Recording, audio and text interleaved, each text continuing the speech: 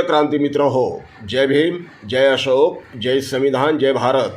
मित्रांनो, 4 दिवसांपूर्वी पुदुचेरी, केरळ, आसाम, तामिळनाडू आणि पश्चिम बंगाल या पाचही राज्यांच्या विधानसभा निवडणुकांचे निकाल लागले, जाहीर झाले. कोण जिंकलं, कोण हारलं आपल्या समोर आलेलं आहे. काही राज्यांमध्ये, उदाहरणार्थ पश्चिम बंगालमध्ये मुख्यमंत्री पदाची शपथविधी देखील देण्यात आलेली आहे. तिथला मुख्यमंत्री ठरलेला आहे. तामिळनाडूचाही मुख्यमंत्री ठरलेला आहे. बहुतांश राज्यांमधले मुख्यमंत्री ठरलेले आहे. मंत्रिमंडळ ही जाहीर होत आहे.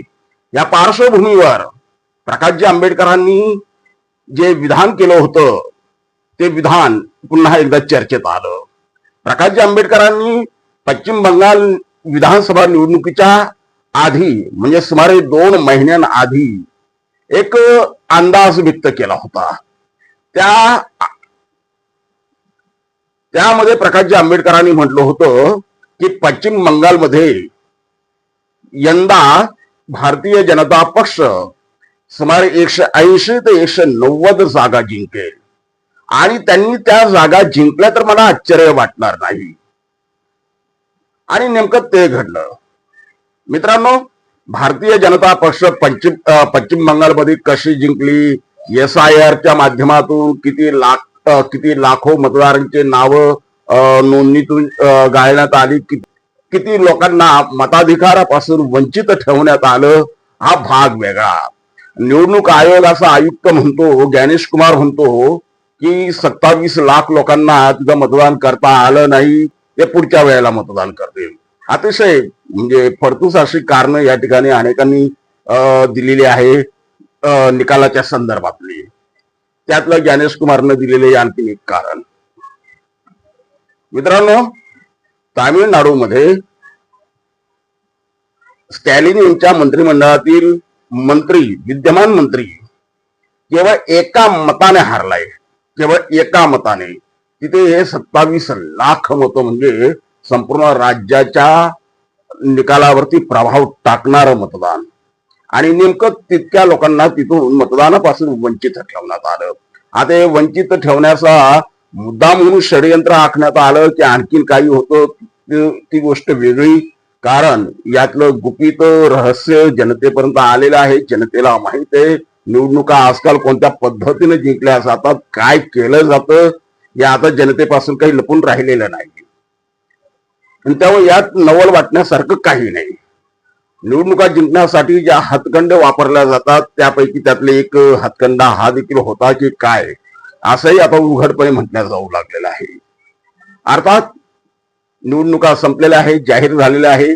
आपण लोकशाही मानणारे लोक आहोत, त्यामुळे जे निकाल आपल्या समोर जाहीर करण्यात आले ते आपल्याला मान्य केल्याशिवाय पर्याय नाही. ते तो आपल्याला पटो या न पटो ती गोष्ट वेगळी, परंतु लोकशाही मानणारे असल्यामुळं या गोष्टी आपल्याला पटवून घ्याव्या लागतात. पश्चिम बंगालमध्ये देखील अभूतपूर्व, कधीही भारत स्वतंत्र झाल्यापासून भारतात जितक्या काही निवडणुका झाल्या 1952 पासून तर आतापर्यंत एकाही निवडणुकीमध्ये साधारण 70-80% पुढे कधीही मतदान झालं नाही. पश्चिम बंगालमध्ये असं कोणतं सुनामी आली होती की तिथे 90-95% पुढं मतदान झालं. आणि ज्या वेळेला 90% पुढं मतदान झालं त्याच वेळेला भारतातल्या प्रत्येक नागरिकाला कळलेलं होतं की पश्चिम बंगालमध्ये कोण जिंकणार आहे, कोण हारणार आहे, काय झालेलं आहे तिथे. म्हणून त्यामुळे त्या वहापोहामध्ये आपल्याला जायचं नाही. आणि म्हणूनच प्रकाशजी आंबेडकरांनी जे विधान 2 महिन्याआधी केलं होतं ते या ठिकाणी आपल्याला अधिक महत्वाचं वाटतंय. प्रकाशजी आंबेडकरांनी त्यावेळेला विधान केलं होतं 2 महिन्याआधी की पश्चिम बंगालमध्ये भारतीय जनता पक्षानं जर 180 आणि 190 जागा जिंकल्या तर मला आश्चर्य वाटणार नाही. नेमकं त्यांनी केलेल्या विधानाप्रमाणे पश्चिम बंगालमध्ये घडलेलं आहे. बघूया हा जनादेश हा नेमका खरा आहे की खोटा आहे. या आपल्याला कितीही वाटलं, आपण कितीही तर्कवितर्क केले तरी आता त्यावरती काही होणार नाही. कारण केरळ काँग्रेसने जिंकलेलं आहे, बाकी 3 राज्य भाजपाने जिंकलेले आहे. एक राज्य नवख्या पक्षाला दिलेलं आहे.